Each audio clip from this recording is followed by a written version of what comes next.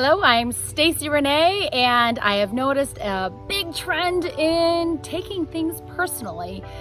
So I kind of wanted to address that today because I thought we could probably all get a little good lesson and a new way of redirecting or shifting our thoughts so we don't take things personally. So let's get started.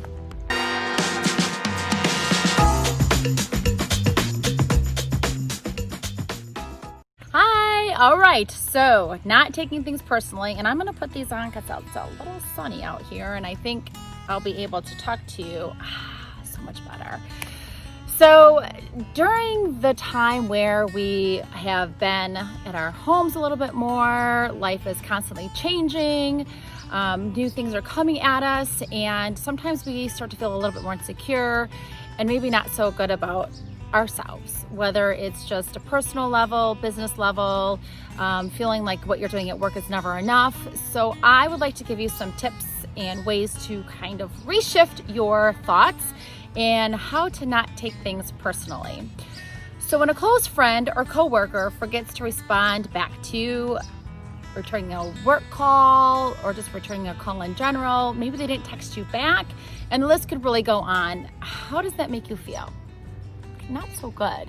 I know that for a fact. So you're insecure, you're upset, alone, you feel betrayed, feeling like you're not good enough. And the question is are you always trying to please everybody else and value other people more than yourself? And maybe you're feeling like you're always doing something wrong.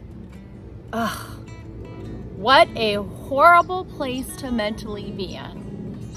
I know we've all felt it. So why do we take things personally? We feel that way because of our own personal ego.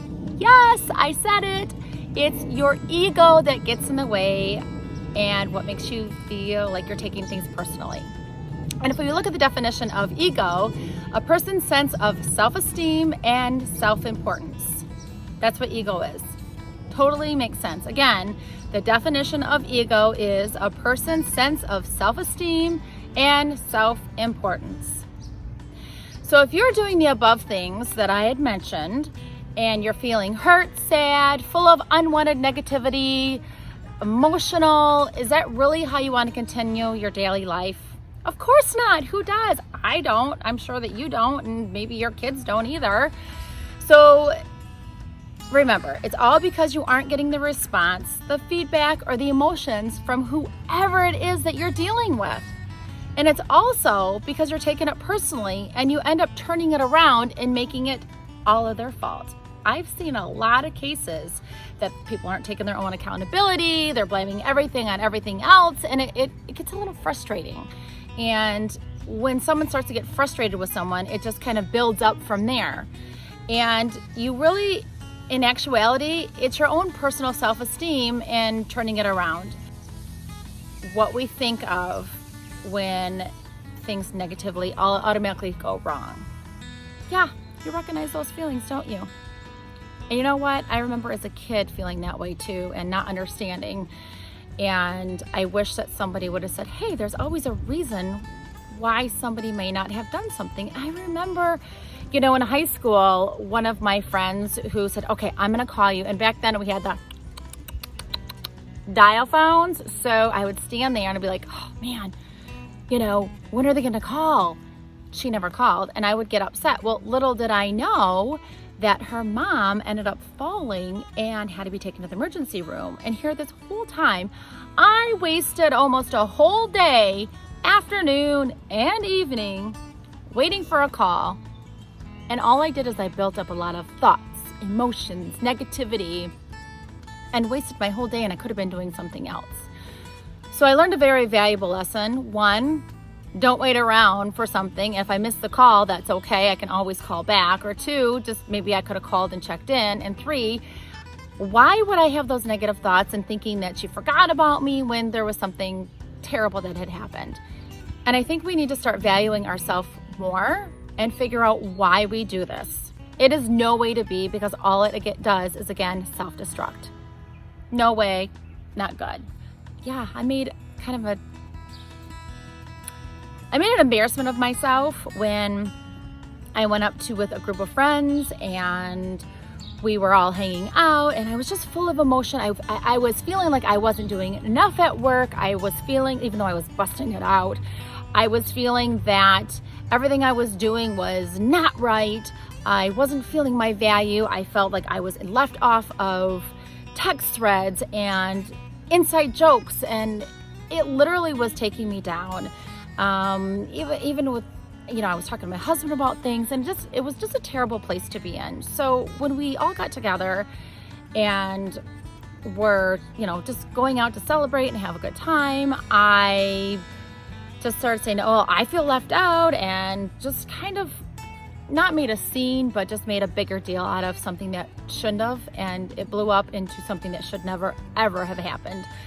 Since that day, I learned about ego. I learned it was my own self-esteem and my own self-importance, and I have worked on it ever since. And I have to tell you, fireworks, I feel so much better, everyone.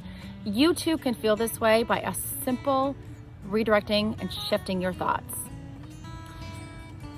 I just really want to make that clear because it's really important, because that scene took me back to high school, and I never ever want to go through that again. And I'm still really embarrassed, but it was a very good, valuable lesson, kind of like when you hit your bottom point. That was it. So if you can think about those and you can relate to it, this is your aha ego moment. Think about the $100 bill. Next time that you're in this situation, the front is where the face is, and then the back is where the emblem is. I'm sure we're pretty much familiar with how bills work, whether a 1, 5, 10, 20, $100 bill. I like the $100 bill just because it kind of catches people's attention.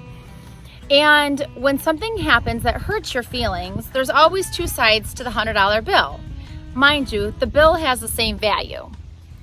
So let's look and take an analogy of the two sides and the two sides to every story. The front side of the $100 bill is what we would normally feel or see when it's in our hands. You immediately think negative. You instantly take whatever it is personally. You make it about me, myself, and I. Think about that. The $100 bill is about me, myself, and I, and all about your ego. How you're immediately taking it and giving it your self-esteem, your self-importance. Now let's look at the back of the side of a $100 bill. Maybe they aren't feeling well, they had other plans, and they are trying to save your feelings. Remember, the front side of the $100 bill is you're taking it personal, you are instantly feeling negative, and then the back side of the bill is the other side of the story, where it's probably a good reasoning and good reason why that they didn't respond, they didn't talk back to you, they didn't give you the response that you exactly wanted. So maybe they're just feeling funky themselves. Maybe they're waiting for a job offer, a test results that they didn't want to even get the test done in the first place. And maybe they're going through a tough situation that they're not ready to share. And if you really think about the analogy, there really are two sides to every story. But remember, do not jump to conclusions before you know. So try and stop the insecurity and thinking that they're talking about you, that you were like, oh, am I not good enough to be invited to a gathering, or I wasn't good enough to get the return call. Well, there's generally a reason, because today everybody has so many things going on, and they're trying to juggle. They're constantly going through this up and down and up and down, and don't make it all about me, myself, and I actually had that happen to me when I was at work. I was at the front desk at a company, and one of the women that I knew really well, I just didn't get the same feelings from her. I was thinking that she was kind of shrugging me off, and kind of made me feel really bad. I'm like, what the heck, what did I do? And I got really offended. Come to find out, so this is the back side of the dollar bill. So the front side, I was the one that was feeling really bad, insecure, thinking she was dissing me. And the long and the short of it is she had a lot of stuff going on, and she was so in her zone and how she was feeling that she didn't really think about my feelings, because she didn't need to. It wasn't about me. It was about her and her situation.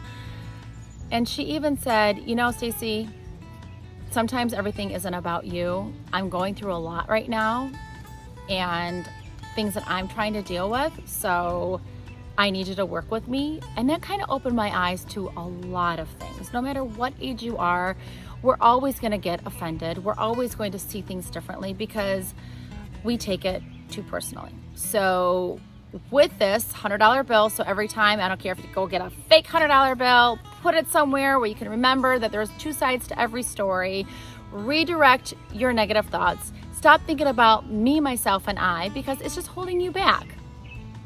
And everybody has a reason. And you need to place more value on yourself. Move on.